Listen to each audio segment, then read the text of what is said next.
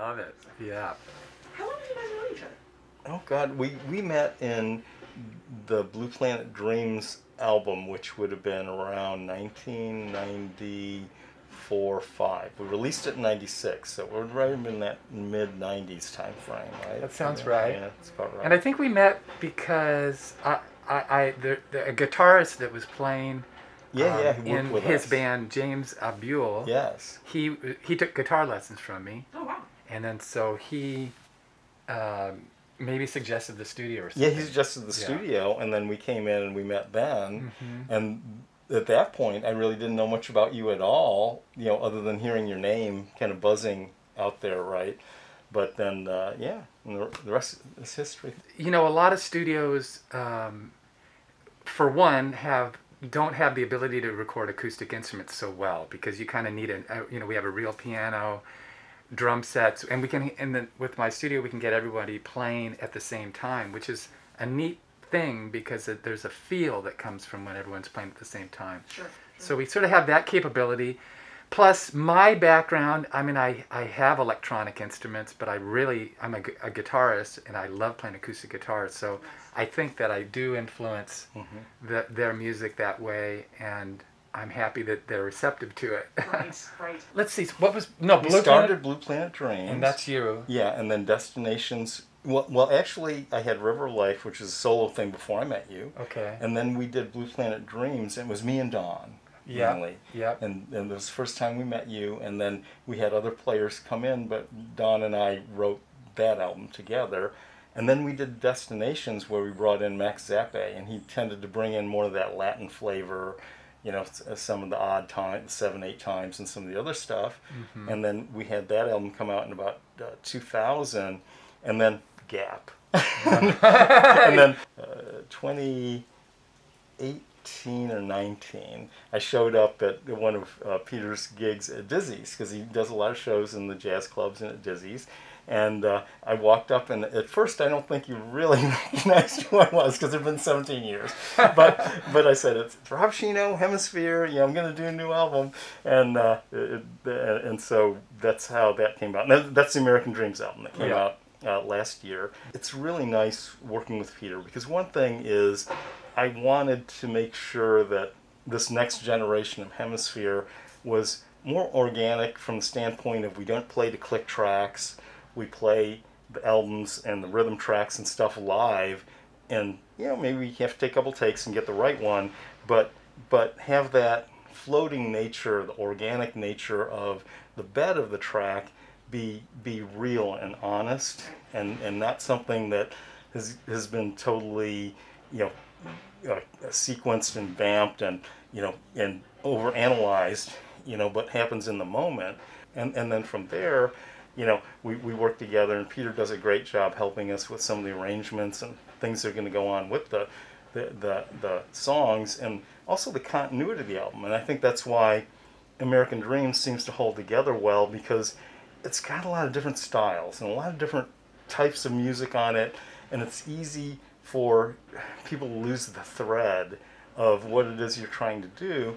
But working with Peter and with the band, I think we were able to have it feel like an album. If you listen to it from front to back, it was meant to be one cohesive kind of piece, and it does have a flow, and it does have ebbs, and it has bookends on the front and back that kind of tie it all together.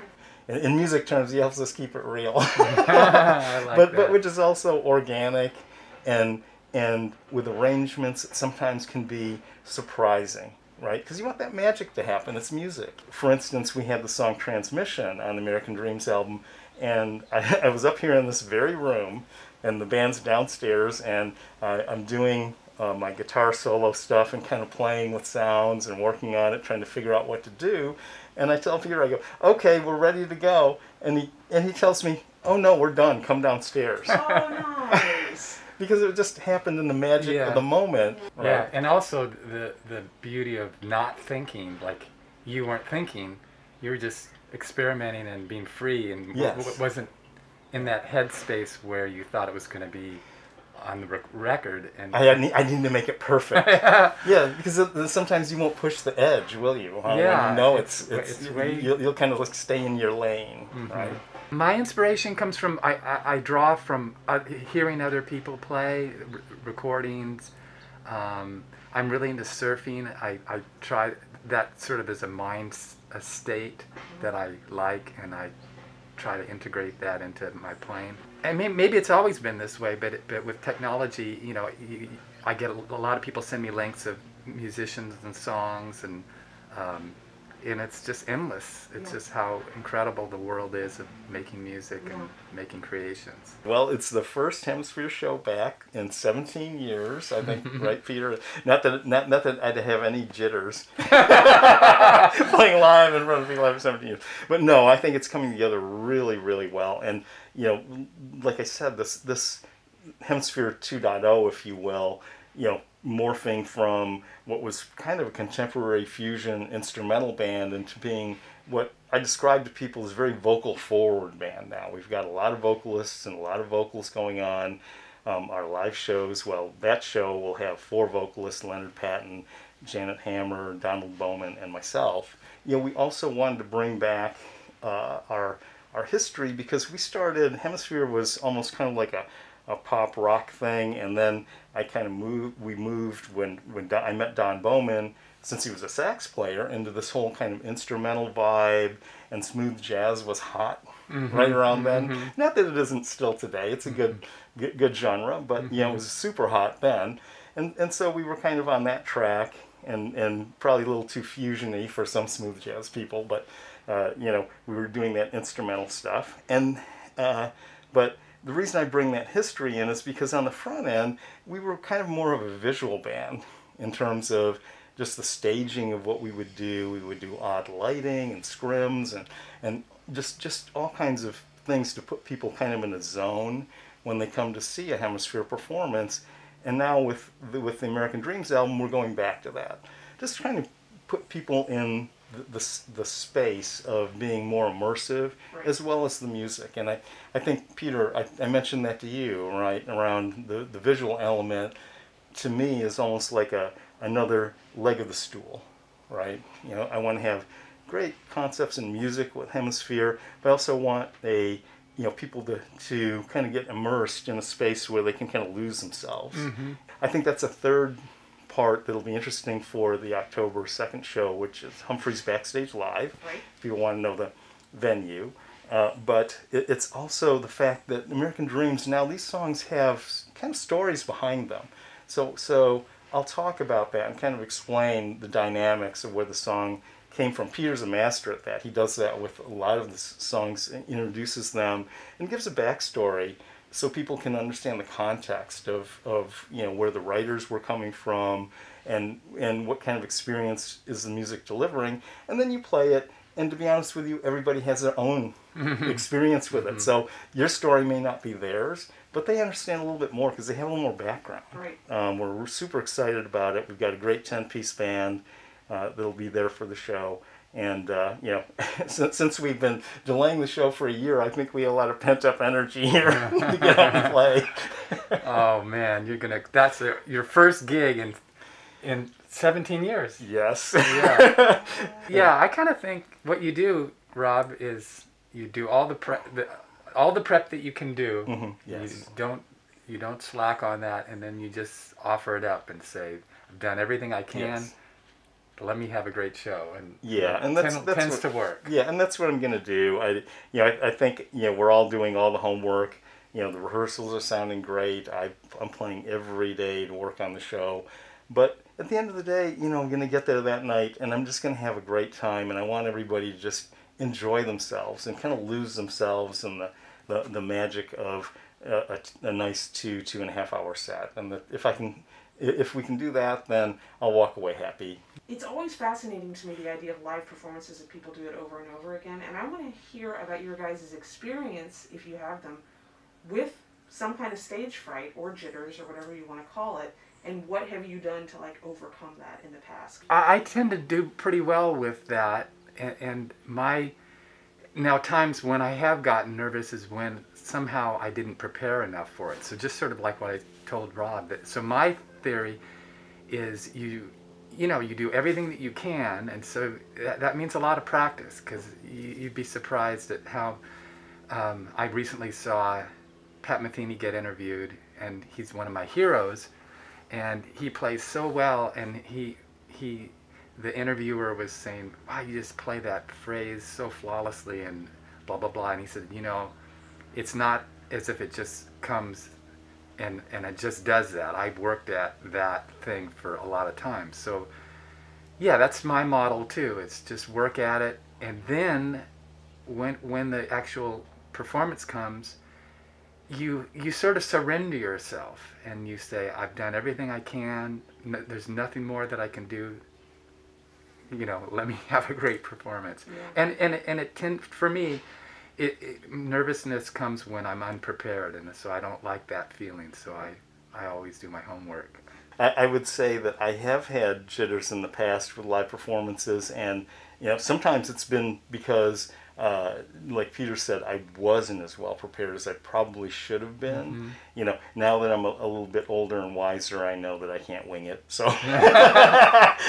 so that's all good. And then I think the other thing too is, I tend to be a little more self-aware, if you will, and that's part of the preparation too, because I think about what am I going to say, what's the description of the song, how am I going to introduce things, and not that it's hardwired, but just that you have kind of a plan. Yeah, right? I tend to see that with you sometimes. I do that. I think, where's the story that I can tell about this? So I have different, I improvise once I've found that, but like every song for me has some sort of story or something of interest that I think it's worth sharing.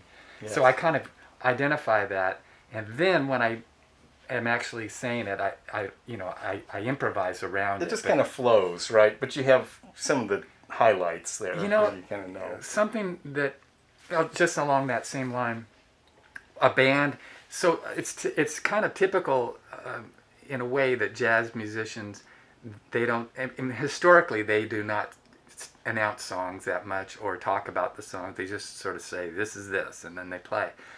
And that's cool. That's totally cool. But I came in contact with a bunch of folk, I've recorded a lot of folk musicians and bluegrass musicians, and a huge part of their performance and their delivery is the story. Yeah. And they're just brilliant storytellers. Mm-hmm.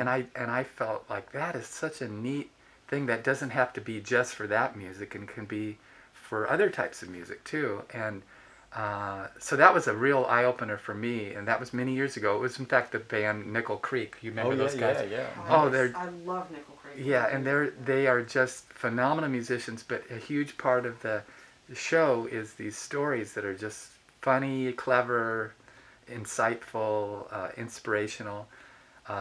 So I sort of have to take note of that and try to incorporate that in my thing. And I'm sure I bet you're a good storyteller. With some of our earlier tunes, them being mainly instrumental, it might have been a little harder to make that connection. I think with a more vocal forward album, with lyrics that typically have a concept, it's you do tend to have a backstory that you can explain a little bit more, that people can relate and hit on. And I think, Peter, that's really interesting what you said about the Americana scene, right? Because that's taking something out of a different genre and bringing it to jazz. No, really, in the storytelling, because you're right. Jazz players are typically like, oh, we're going to play so on, we're going to play so on. They'll just throw the songs out there, and there aren't too many that tell a story. I mean, Pat Metheny is one, as you referenced, who was one of the few jazz players when I would see him that would tell stories or backstories about his hits or this or that, or struggles with certain Last Train Home as an example. I remember the story that he said about that song, which was very much about hey, everybody thinks this is the perfect melody and everything else, but he goes, it's so far from being perfect that I'm always trying to fine tune it. Every time I play it, and especially when I play it live for an audience, so it's always slightly different. Yeah. You know, and, Yeah, and trying to pull it. You know what I mean? And it's a simple song, and he says it kicks his ass because it's so hard to play on. I think take a solo on. Yeah, I think simple songs are more difficult like that. I'm pulling one from the Blue Plant Dreams album called Truth and Beauty. That was a guitar piece that you helped me with because it's nylon, and you know, and at its essence, it's very much like that. It's a simple melody. It's got some hooks in it though about the way it's structured with the chorus and so forth. But at the same time, if you overplay it, it's not a very good song. But if you underplay it, it could be a little bit of a boring song. So you have to kind of like be right in that zone, and you're always playing with that, you know, which, you know, how far is too experimental and how far is just taking it down the line but adding edge little grace notes here and there and things, right, that make it entertaining. Yeah, I think, you know, the American Dreams album was interesting because, you know, I mentioned how I reintroduced myself to Peter, and you know, I said, oh, I want to come over and, you know, just talk about the American Dreams album. I just want to talk about it. I came over and I brought my guitar, and it must have been, early 2019. And I played Peter what I had, which was basically 3 chords of the opening track of America. That's all I had written, literally. And I had the nerve to come over here and show him that, and said, well, what do you think? And, you know, I said, you liked the riff when I played it like 20 years ago, but we never made a song out of it. He goes, well, yeah, that's cool. He goes, where's the rest of it? I said, well, I need to write that. And Peter looked at me and he said, you have a lot of work to do.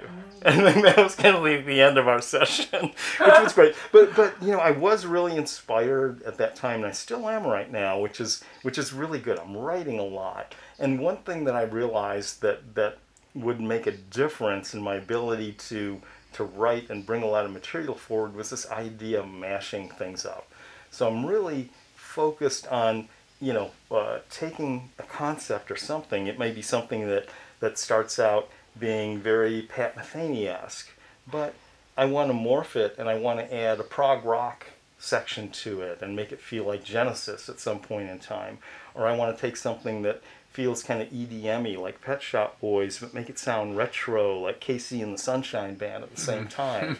Or, you know, take a ballad and you just morph it with different kinds of things. And I find when I'm trying to do that, then I suddenly get really inspired, because there's just so many different angles that you can take, and you're trying to find the 2 directions that are like contrary to each other, you know, slightly angular, if you will. I love this because I would have never thought of this, but he had, I think it was, what was it, Transmission, where he had that song rolling along, and then he brought out this little box that's a little cheap synthesizer and recorded his voice saying Transformation or something like that, like a robot. And I thought that was brilliant. And that was something that I would have never thought of mixing into this mix. And I think it really works. So yeah, that's a cool thing to have kind of no rules as far as sort of a mission statement.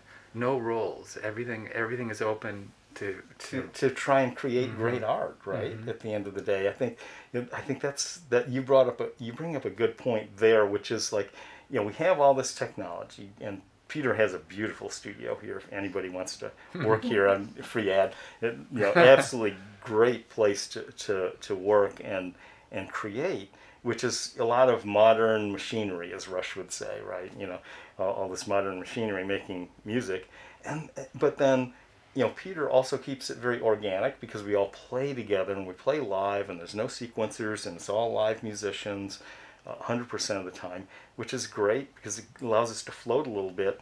And then I think the third angle that I bring to the table sometimes is I can go very retro. So to me, technology doesn't mean expensive. Technology to me means using some things and various electronic things, but just doing weird and odd, unusual things with them. I did it there on Transmission, but there were some other little pieces here and there. I have an old memory mode from 1986 that I had re-retrofitted. And you can buy that synth in a computer version, but to me it's not the same as the actual keyboard with all the knobs that I can twiddle and twist and figure out exactly how the sound needs to happen organically in this weird old analog kind of way, right? So I think that idea of almost like low tech, high tech, and organicness are probably the three dimensions that I always want to try and keep going forward, because it just feels like you can create so much magic that can happen in that envelope. So I don't want to forget to ask about the fact, Hemisphere is an LGBTQ fronted band, Mm-hmm. and how have you been received in the music industry for that? Has it made it easier to get people's attention? Has it been harder? How has that worked? That's really interesting. When I did my solo album in 1994, and then we did Blue Planet Dreams immediately after in '96 with Peter, and I thought the album was good, and it had a lot of the right elements for that smooth jazz kind of radio friendly contemporary kind of stuff in it, as well as the Destinations album in 2000. But I think in certain genres of music, and it's not true everywhere, but it's different genres are different. Like in rock music, okay, it's fine to be flamboyant and crazy because you could be Elton John, David Bowie-esque, Morrissey-esque, all that stuff. The ground was broken there in a lot of places. I think the further you move out from that rock and roll dynamic, where it's very much an image-related thing, the music's important, but also the branding, the image, the look, the style is very critical. As you moved out of that, at least in the 80s and 90s, it's a lot more difficult. I thought, in the jazz space, Difficult in being difficult, understood, sort of. Understood and accepted. Yeah. And I think that there were a lot of places in the country, because the difference was in 1994, I was an out gay artist. I was advertised in the gay press. My photos were out there. My albums were bonded, with, gay press image and all this other stuff. And back then, there was a resistance in certain areas of the country, as well as just certain genres of music, where it was kind of a little bit of a taboo. They weren't really going to go there. And, you have to put that in context, because, say, around the year 2000, there was no same-sex marriage at all in the entire country. I think Vermont, one little state. But outside of that, you didn't really have the same rights and so on. And then just in the polls, dynamically, probably only 40% or some low number of Americans really supported that idea, right? So, I think it was a bit of a more uphill battle with national press for me. Not so much in California or San Diego, I'm not saying that, but I think when you started to extend yourself and go further, it became more and more difficult depending on how visible you wanted to be and so on. Then I think fast forward to 2020, American Dreams album, I think it's a total non-issue, which I think is great. Yeah. I think we're very accepted. It doesn't really matter. I mean, Don Bowman and I are both gay men who happen to be in this band of 5 people. And then on the album, there's 10 people on the album, So I view it more of like, we're a band that happens to have some LGBTQ plus members. It's nice to tell our community about what we're doing, because I think it's important, for many reasons. But I think the acceptance issue is less of an issue. What I see is and it's just observational, because I don't feel like I'm directly affected. But I think Asians in music and in media and culture have been somewhat underrepresented. So that's been a little more difficult. You don't see many Asians kind of fronting a band where Don's the lead singer and I'm the talking person, out, telling the stories and doing that kind of stuff. You don't see too much of that, I think. And so it's, if anything, I'd like to, be one of those people that kind of tries to, push or break that glass ceiling a little bit, because we're starting to see it in movies and in mainstream Hollywood now, which is great. I think music doesn't intentionally try and be that way, but I think it's just the way society perceives the Asian American culture, right? It doesn't tend to be as out front, and it doesn't tend to be media driven and so on. But I'm excited about it. I'm excited about getting out and doing the shows. And honestly, these days I don't even think about the LGBTQ plus dynamic of me interrelating with people in an audience or anything like that. I'm just Rob. Yeah. When you create music yourself, do you feel that you have a responsibility with your music, or are you following completely wherever the music is leading you, that path? I mean, do you have like a goal in your mind other than just the sound when you create music? Well, I do have sort of a something that I want to go towards, which is I really want it to be as good as I can make it. Oh, so, sure. like Rob talked about it earlier, about recording, and then there's some little thing that you think, oh, it's not quite right, and so we all go through that, and I'm really lucky because I have a studio. I can make it right. Nice. Nice. On my own. So Nice. I do that. I do a lot of stuff where I listen. Like today, yesterday, we're putting out a new recording, and it's getting really close to being done, of Pat Metheny's music, but we're doing it in our own way with different singers, and Sure. these are songs that were instrumental and they now have words. And so yesterday I took the recording, the mixes are done, and I went to the car. That's kind of a standard thing, is to go to the car and listen to the mixes in a different environment, sort of a cheaper environment, Sure. to see if it plays out. And I made notes, and one of the notes was, I just hate that lick that I played. So this morning before you came, and this has been, I've worked at it for a long time, but this thing still bothered me, so I just went and fixed it. Nice. I just follow the music, but I also want to do it so that I'm really happy with it for the rest of my life. I will say American Dreams, what I like is there are very few Yeah. points in that at all that bother me. There's nothing that sticks out that bothers me. Yeah.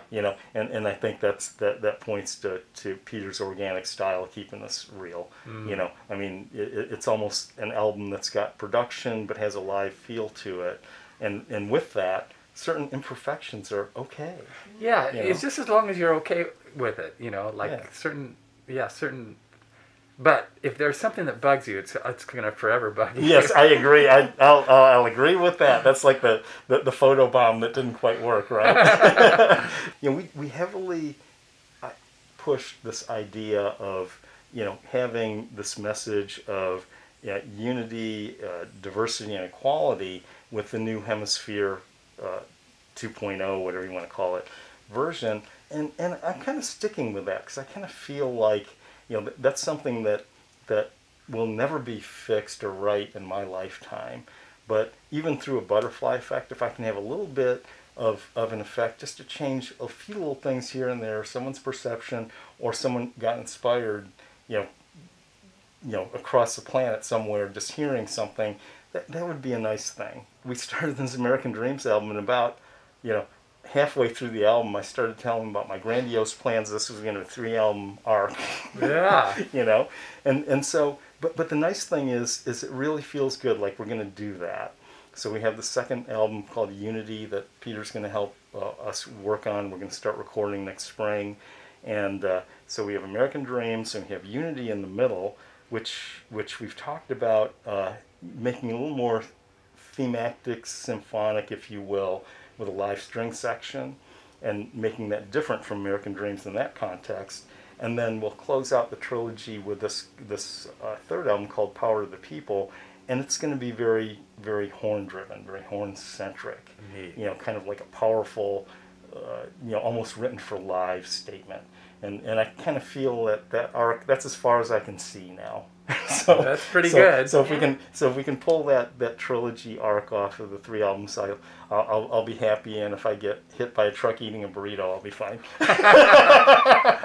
Like a lot of what we record now is first or second takes. It isn't, there'll be some fixes to do, but the basic spirit of it, if everyone's sort of tuned in, you can capture it soon and repair later. because you can really ruin a song, ruin a feel of a song by just continually doing it, and Over-analysis, right? yeah. So I'm and I think with your guys' thing, we did. We weren't belaboring things. Oh, We weren't. no. We as soon as we get it, we would kind of move on. It was one or two takes. Yeah. And that was the bed of the song. Again, tweaking some things here and there later.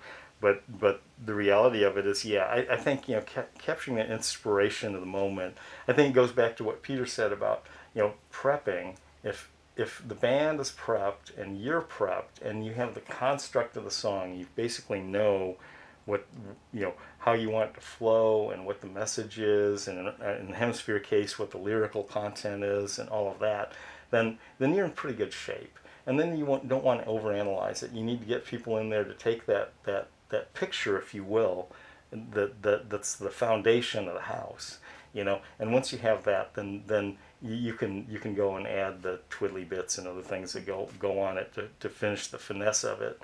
I think a lot of things can be ruined by over-analysis in art. And for me, in writing, and Peter and I've mentioned to a couple times, as well as to some other reviewers, that I find inspiration to be the key.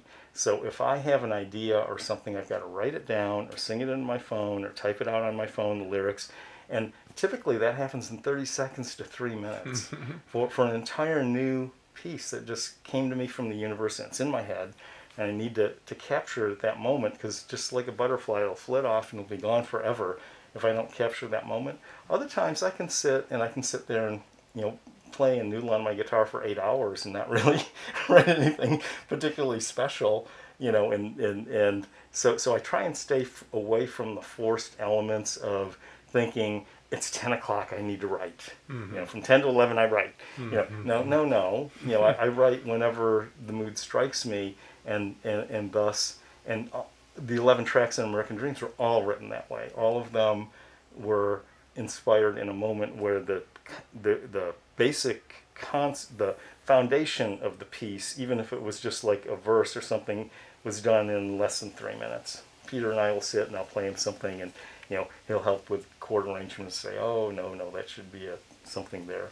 You're missing a chord. And this type of thing, that happens. But to me, that's refinement.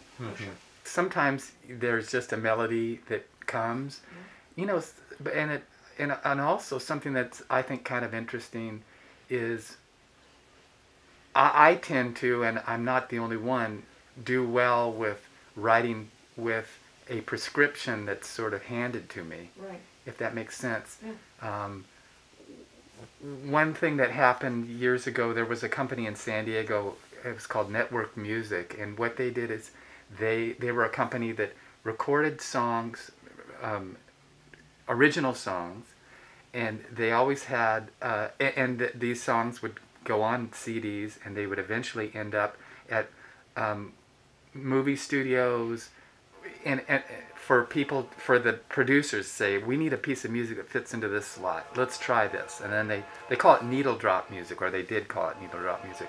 And these songs would then get placed, and they could pay far less money. They, being the producers, could pay far less money for this music than if they had it custom written. Sure. And so us as composers, we would get these prescriptions. Okay, we were going to do an Otmar Liebert flamenco nuevo jazz record of needle drop music. Peter write 3 songs, and then there's a prescription, there's boundaries, because sometimes when you come to compose and the whole world is possible, it's daunting. Yeah. But like so to have that, then the compositions need to fit within that style, and so it narrows it down, and it's an interesting way to do it. And I've kind of carried that same idea. We have a band that we meet up. It's sort of a collective, and we call it the Tribute Rebels. And the idea is we're always doing these tributes to other people's music. Well, let's do a tribute to our own music. But I come up with sort of a theme that each of the composers in the band writes a song with that theme. So like a recent theme was things things I like that I used to hate. So everyone wrote songs that had that. I had a song called Onions that I used to hate as kids. Onions, I used to hate them, and then I like them now. And then my brother had a song he wrote about dogs, which he didn't like in the beginning, and now he does. So anyway, sometimes melodies happen because of this prescription. And then other times, and the magic times are when they're handed to you, like Rob said, and I've had that too before, where I've woken up and in a dream had a melody and then followed it, and melodies are really the most they have the most value in a song, and that's one thing that I do love about Pat Metheny. He has just got such strong melodies, and that's a real gift, because you can give a beginner musician, okay, you have to create a melody with these 12 notes in the key of C, nothing else, and you can give an experienced composer those two the same prescription, and it's hard to create a great melody. I think for me, there's three dimensions to me to where I kind of start with. One can be rhythm. There's a certain rhythm that I'm thinking of in my head, or that I'm messing with in a drum machine, or whatever it might be, or two pencils. And I'm just figuring out, there's a rhythm that's a starting point. And that's why Mike McQuilkin, my drummer, and why we work very well together, because sometimes he'll just give me a rhythm, play Afro-Cuban something, and I'll be like, oh, okay, well, what if I played these other chords? And to me, again, being, mashing things up, and a lot of times due to inexperience, right? Because Peter's much more experienced than I am in all of that. But sometimes I'm just putting things together because I don't know any better, and so, which is okay. It's great. But it's a bit of magic that happens with that. And sometimes it's chordal, like I'll just be messing around on the keyboard and I'll say oh, that's interesting. What a different chord change. And you can hear those kinds of songs with certain artists and certain things, like David Bowie's Life on Mars is very much like that. You can tell it was written on piano, because when it comes to the chorus section, it's a very odd thing that he does modally, that most people wouldn't think of, right? But it just came to him and he just played it, and that became the song. So it was a chord-driven thing. And then sometimes it's a melody, right? Just like you said. So I think melody's super important, and like Peter said, you can't have a good song without having a decent melody. With the American Dreams album, I think we're real pleased with the way it turned out. I think it hangs together well as an album, and it has a lot of variety on it, which I think can be a plus or a minus. But to me, the nice thing about having that variety is I become less bored with as an artist, both to perform those songs as well as to have it be in my history catalog, right? And then secondarily, I think Peter and I had one or two pre-production sessions for the next album, Unity, and there's two things I'm excited about with that. One is this idea to make it more of a symphonic album. So that's going to take us in a different space and a different direction, and yet still build on American Dreams and what we did. We've leaned now towards being a pretty thematic act and band, which means that shows are going to morph over time. People aren't going to see the same thing. So the American Dreams show at Humphrey's BackstageLive, October 2nd, again to advertise the date, but it is going to be unique in that we won't ever do that show again. We won't have a lot of live shows because we got some writing to do. We probably want to put 10 tracks on the Unity album, but we've got about 13 written, but I want to have about 15 or 16 that we can review with Peter and kind of put together the construct of what's a really great album. And then from there, we'll be in Austin at South by Southwest in 2022 in March, and then we'll come back to San Diego for another live show where we'll start to showcase a little bit of the new album live. Idea. And it's the first time, it's one of the first times, Peter, I think, where I've been able to take out new material and perform it live before it gets recorded. I don't think I've ever done that before. That's kind of neat, because then sort of measure it, how it's going over and Yeah. what's working, what's not Exactly, working. exactly. You get Yeah. to test drive a little bit Yeah. more than we've done in the past, which is more of, record the album, record the songs, and then figure out how we're going to get them into a live format, right? Mm-hmm. Test drive them out. In fact, at Humphrey's, we're going to do the one cover we're going to put on the album, Mm-hmm. which is David Bowie's Rebel Rebel. And I talked to Peter about this, and so we have this angular idea of we're going to do that song because it's kind of personal to me. I grew up with it, when I was 13, 14 years old, and it made a big impression on me, both the song and also Bowie as an artist at the time. And but we're going to take it and we're going to mash it up in that Hemisphere way. So we're doing a really kind of Steely Dan backbeat rhythm section and horn section piece to it. And then we're going to combine it with a really kind of Roxy Music, Brian Ferry-esque vocal section. So it's going to be different, another mashup, but it'll be interesting, number one, to test drive it out live before we're going to get in the studio to record it. And then secondarily, for me personally, because, I'm not really great at doing cover material. So it'll be the first time that I'll go out and actually do someone else's songs and material in probably 45 years, which is, I think, a pretty long time, right, Peter? Yeah. To not do any covers. That's a lifetime. That's a lifetime of non-covers. But I'm Yeah. going to do it. Good for you.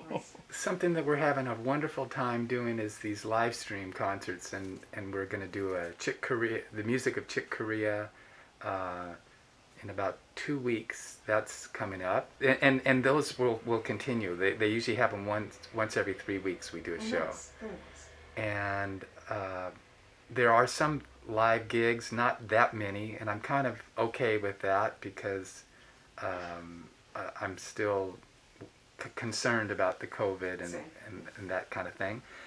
But there are some gigs, and the studio stays pretty busy. There's people, not a lot of people doing full records, but there's a lot of people doing 2 or 3 songs and a lot of video. It's an important part of it now. Is an area that a lot of people are aiming towards is just get a couple songs with video up on YouTube. That's sort of the medium. Mm-hmm. And Peter, your live streams are on your YouTube channel. Yeah, all the past ones are, and there are some interesting themes. We did music of Paul Simon last week. We've done Joni Mitchell, the Beatles, Stevie Wonder, Alison Krauss, the tribute rebels, as I mentioned before. Nice. But it's a good life. I'm having great times and staying busy. Good.